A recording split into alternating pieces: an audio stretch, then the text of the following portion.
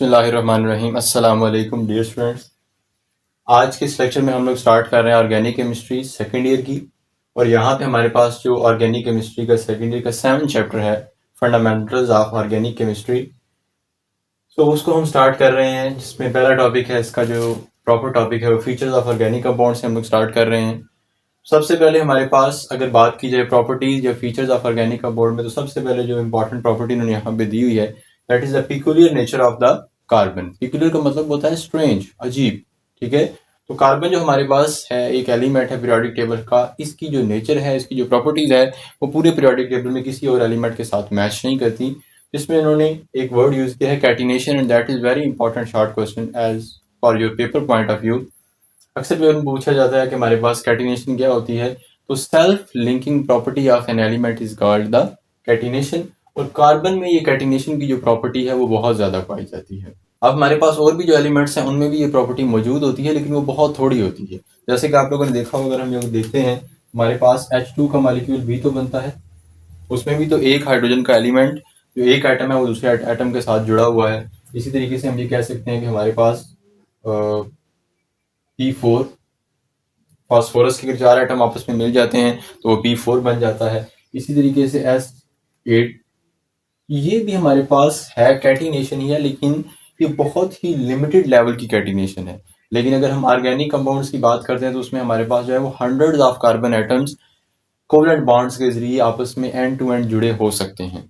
That's why हमारे पास ये जो कैटिनेशन की प्रॉपर्टी है, ये सिर्फ और सिर्फ जिसको स्टडी किया जाता है वो सिर्फ कार्बन में स्टडी किया जाता है। इसका मतलब ये नहीं कि बाकियों में नहीं है, बाकियों में भी होती है, लेकिन वो बहुत ही ज़्यादा लिमिटेड लेवल तक है। लेकिन कार्बन की अगर बात करें तो इसकी कोई लिमिट नहीं है कि कितने एटम्स आपस में अटैच हो सकते हैं, ये काउंटलेस होते हैं। तो सेकंड हमारे पास अब ये जो कैटिनेशन की प्रॉपर्टी है, इससे फायदा क्या होता है कि जो ऑर्गेनिक कंपाउंड्स की डाइवर्सिटी है वो बहुत ज़्यादा बढ़ जाती है।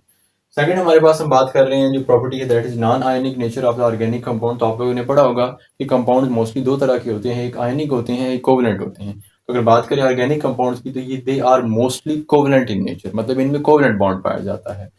और यही जो कोवलेंट बॉन्ड है, ये डिफरेंट जो प्रॉपर्टीज होती हैं कंपाउंड्स की या ऑर्गेनिक कंपाउंड्स की, उनको भी आगे डिसाइड करता है। थर्ड प्रॉपर्टी है सिमिलैरिटी इन बिहेवियर। अब जो ऑर्गेनिक कंपाउंड्स होते हैं, उन तमाम का जो बिहेवियर है या उनकी प्रॉपर्टीज होती हैं वो ऑलमोस्ट मैच करती होती हैं। कुछ प्रॉपर्टीज डिफरेंट फंक्शनल ग्रुप्स में डिफरेंट भी हो सकती हैं या होती हैं, लेकिन हमारे पास जो मोस्टली जनरल प्रॉपर्टीज होती हैं या जिनकी जो फिजिकल प्रॉपर्टीज होती हैं वो ऑलमोस्ट आपस में एक दूसरे के साथ मैच करती हुई होती हैं। और यहाँ पे हमने ये लिखा है कि होमोलोगस सीरीज बनाते हैं ऑर्गेनिक कंपाउंड। तो 10th क्लास में आप लोगों ने डेफिनेशन पढ़ी होगी, अभी भी नोट डाउन कर लें होमोलोगस सीरीज क्या होती है। All those organic compounds that can be represented by the same general formula are called the homologous series। आप लोगों ने पढ़ा होगा कि हमारे पास जो अल्केन्स हैं उनका जनरल फार्मूला होता है CnH2n+2। अब ये हमारे पास जितने भी अल्केन्स हैं, कितने अल्केन्स एग्जिस्ट करते हैं, तो दे आर काउंटलेस। वो थाउजेंड्स हो सकते हैं, वो मिलियंस में हो सकते हैं, लेकिन सब के सब जो अल्केन्स हैं उनको यही जो एक जनरल फार्मूला है CnH2n+2, इससे शो किया जा सकता है। तो ऐसे तमाम ऑर्गेनिक कंपाउंड जो एक ही जनरल फार्मूला से शो किए जा सकते हों, they are called the homologous series.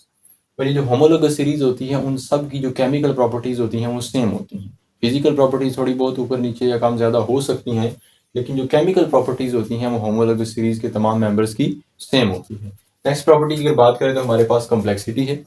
अब organic compounds mostly complex in nature होते हैं। इसका मतलब क्या है कि हमारे पास इनका स्ट्रक्चर बहुत बड़ा होता है, इनका मॉलिक्यूलर फार्मूला या इनके अंदर जो नंबर ऑफ एटम्स होता है वो बहुत ज़्यादा होता है। लेकिन मतलब सिंपल भी हो सकते हैं, जैसे कि हमारे पास जो CH4 है, अगर बात करें तो ये भी एक ऑर्गेनिक कंपाउंड है जिसके अंदर सिर्फ 5 एटम्स हैं, एक कार्बन है, 4 हाइड्रोजन एटम्स हैं।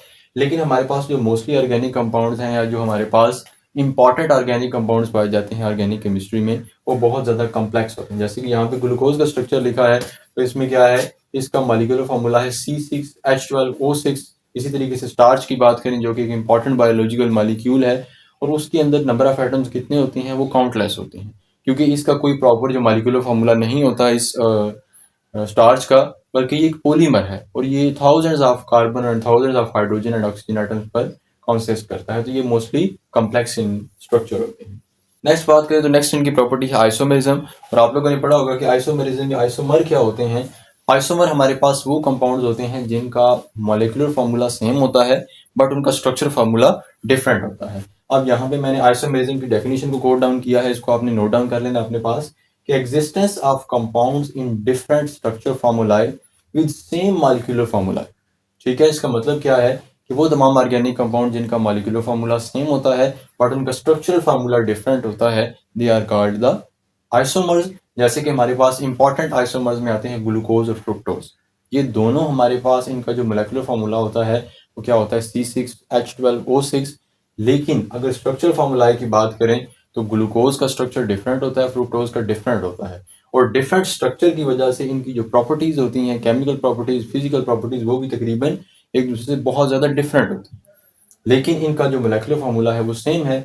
अब आइसोमेरिज्म का भी क्या फायदा है कि आइसोमेरिज्म से नंबर ऑफ ऑर्गेनिक कंपाउंड बढ़ता है। जैसे अब एक ही मोलेकुलर फार्मूला है C6H12O6 और इससे 2 कंपाउंड बन गए। अभी हमारे पास ऑर्गेनिक कंपाउंड में जब आप आगे जाएंगे तो आप लोग देखेंगे कि जितने ज्यादा नंबर ऑफ कार्बन होते हैं किसी भी मोलेकुलर फार्मूला में, उसके उतने ही ज्यादा आइसोमर्स पॉसिबल होते हैं। तो यहाँ पे एक क्वेश्चन दिया गया है जो कि बहुत इंपॉर्टेंट क्वेश्चन है आपके पेपर पॉइंट ऑफ व्यू से कि why ionic compounds do not give isomerism या आइसोमर्स। तो जो हमारे पास आयनिक कंपाउंड होते हैं, जैसे कि हमारे पास ये NaCl है या ये KCl है या कोई भी और हमारे पास जो साल्ट है, जो आयनिक कंपाउंड्स हैं, इनमें कभी भी आइसोमेरिज्म नहीं होती। इसकी रीजन क्या है? बेसिकली हमारे पास इसकी रीजन, क्वेश्चन का मैं आंसर बोल रहा हूँ, आप नोट डाउन कर लें। Ionic compounds are non directional in nature, they do not have a spatial arrangement of their ions. ठीक है, और हमारे पास चूंकि इनमें ये नॉन डायरेक्शनल नेचर होते हैं, इनकी स्पेशल अरेंजमेंट नहीं होती है, मतलब ये कि स्पेस में इनके जो एटम्स हैं वो किसी प्रॉपर फॉर्म में अरेंज नहीं होते, बल्कि वो नॉन डायरेक्शनल इन नेचर होते हैं। अब हमारे पास जब ये नॉन डायरेक्शनल इन नेचर होते हैं तो इनमें हमारे पास कोई स्पेशल अरेंजमेंट नहीं है, हर तरफ से आयन ने एक दूसरे को सराउंड किया होता है। That's why ionic compounds do not give the phenomena of isomerism. जबकि अगर ऑर्गेनिक कंपाउंड्स की बात करें या कोवलेंट कंपाउंड्स की बात करें तो they are directional in nature, they have specific spatial arrangement of their atoms, that's why they show the phenomena of the isomerism. ठीक है, नेक्स्ट हमारे पास जो पॉइंट है रेट्स ऑफ रिएक्शन की अगर बात करें तो हमारे पास जो ऑर्गेनिक कंपाउंड्स हैं वो मोस्टली स्लो रिएक्शन देते हैं, लेकिन जो आयनिक कंपाउंड होते हैं इसके मुकाबले में वो फास्ट रिएक्शन देते हैं। यहाँ पे क्वेश्चन ये दिया गया है कि why ionic reactions are fast. ये भी बहुत इंपॉर्टेंट क्वेश्चन है आपके पेपर पॉइंट ऑफ व्यू से। तो इसका आंसर आप लोग कैसे लिखेंगे? Any reaction involves 2 steps, that is the breakage of bond and the making of bond. In case of ionic compounds when they are dissolved in solution, the breakage of bond already takes place.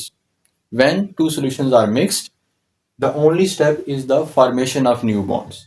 But in case of organic compounds, both breakage and formation of bond take place in one step. That's why the organic reactions are slow. अब इसका मतलब क्या है कि हमारे पास जो ionic compounds होते हैं, जैसे आप उन्हें डिसॉल्व करते हैं रिएक्शन करने से पहले किसी सॉल्वेंट में, जैसे वाटर में डिसॉल्व करते हैं, तो वो पहले से आयनाइज हो जाते हैं, मतलब बॉन्ड ब्रेकेज वाला काम आधा पहले ही हुआ होता है। जैसे ही आप उनके सॉल्यूशंस को मिक्स करते हैं तो जस्ट जो नया स्टेप होना होता है वो क्या होता है, सिर्फ बॉन्ड फॉर्मेशन होनी होती है। लेकिन अगर ऑर्गेनिक कंपाउंड्स की बात करें या कोवलेंट कंपाउंड की, तो उनमें बॉन्ड ब्रेकेज पहले होती है, फिर उसमें बॉन्ड फॉर्मेशन होती है, और ये एक ही स्टेप में दोनों काम हो रहे होते हैं। दैट्स वाई वो रिएक्शंस क्या होते हैं, मोस्टली स्लो होते हैं। लास्ट प्रॉपर्टी की बात करें तो सॉल्युबिलिटी है। ऑर्गेनिक कंपाउंड्स इनसॉल्युबल होते हैं वाटर में और सॉल्युबल होते हैं ऑर्गेनिक कंपाउंड्स में। क्यों? या ऑर्गेनिक सॉल्वेंट्स में। रीजन इसकी ये है कि हमारे पास लाइक डिसॉल्व लाइक का जो प्रिंसिपल है सॉल्युबिलिटी का, वो आप लोगों ने पढ़ा होगा कि जैसा आपका सोल्यूट है, जैसी बॉन्डिंग है उसके अंदर या जैसी उसकी नेचर है, वैसी ही नेचर रखने वाला सॉल्वेंट होगा तो वो डिसॉल्व हो सकता है। अब ऑर्गेनिक कंपाउंड नॉन पोलर होते हैं।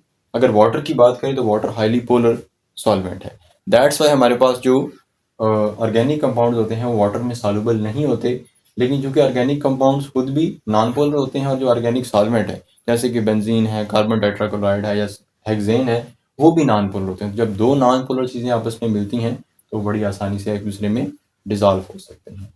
ये हमारे पास फीचर्स ऑफ ऑर्गेनिक कंपाउंड के ऊपर एक वीडियो थी। अगर आपको कोई भी क्वेश्चन हो इस वीडियो के रिलेटेड तो आप अपने क्वेश्चंस को कमेंट सेक्शन में पोस्ट कर सकते हैं। मिलते हैं नेक्स्ट वीडियो में, तब तक के लिए अल्लाह हाफिज़।